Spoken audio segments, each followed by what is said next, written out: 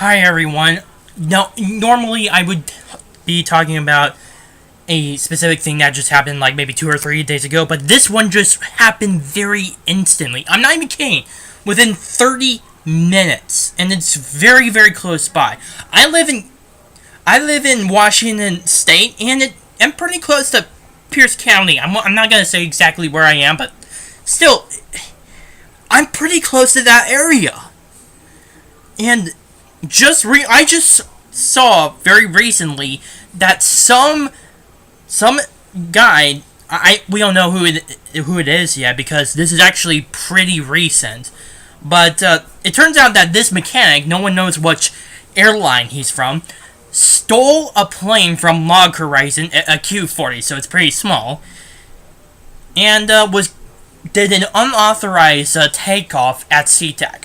Now, because of that, a lot of the planes within that time frame were forced to be grounded, at least for the time being, until they get this sort of thing fixed out. But this caused a big response, and I mean huge. Just an hour ago, or I think, or 30 minutes to an hour ago, two F-15s from Portland finally took off as a result of this hijacking. Now, no one knows what this guy's motivations are. It could be because of suicide, which my mom believes. It could be a terrorist attack. I don't know. But as far as I know, the situation is over. We're in the aftermath. Because, just recently, like, maybe 10 to 15 minutes ago, I just learned that, the plane that this mechanic was in crashed on Ketchon Island, which contains only 17 people, and it's about a kilometer across, so it's not that big of an island.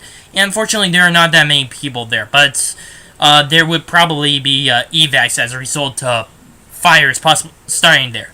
Fortunately, as far as I know, or as far as news people go, there was no passengers on the airplane.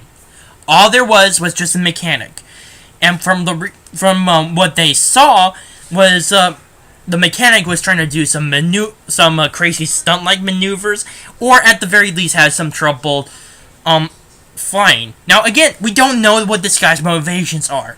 We don't know who he is yet, or even if he is a he. So I'm just putting that out there that I'm kind of thinking that my mom may be correct, that this is just this was just this guy's way of being a suicide pact. But again, this brought a very hard response, especially from the United States government. Two F-15s were sent from Portland, supersonic speed, to chase down this plane, and if need be, to shoot it down. After September 11th, there has been this protocol from pilots that have to deal with hijackings, unauthorized takeoffs, that sort of thing. Usually, they radio the pilots to land the plane, or at least follow their orders. If that radio connection is not achieved, then it could be assumed that the pilot cannot work the radio for some reason.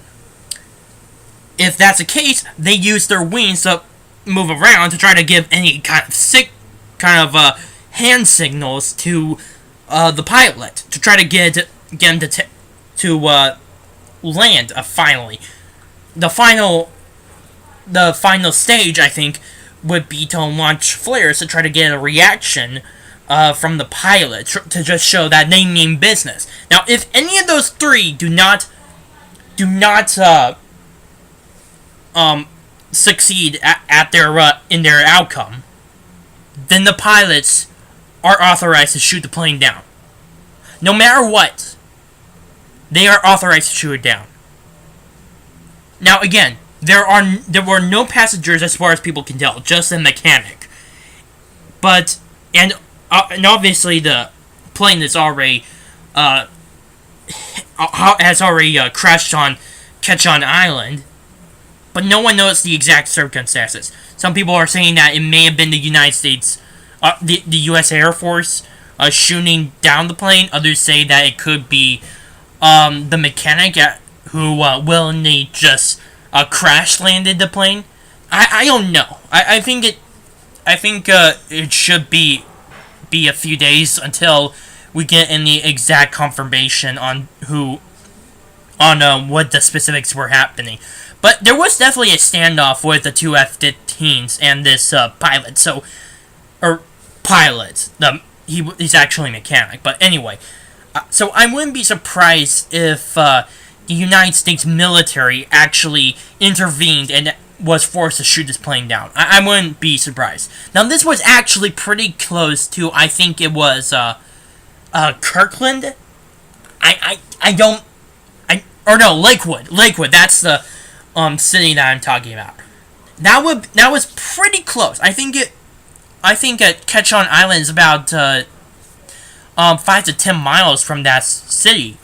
And, if that plane actually was within that vicinity of the city, there would have been a whole lot more damage and possibly more lives being lost instead of the mechanics. Fortunately, that's not the case. So, for right now, the plane has crashed, and there's only one possible fatality. As far as I can tell, that's a good thing. Although, again, there will be people that will have to deal with the fires as a result of the crash. But hopefully this won't be too much of a problem. My name is Noah, and I'm the Arc Truth. Please post your comments down below. I would definitely love to hear them. Share this video and subscribe. Thank you.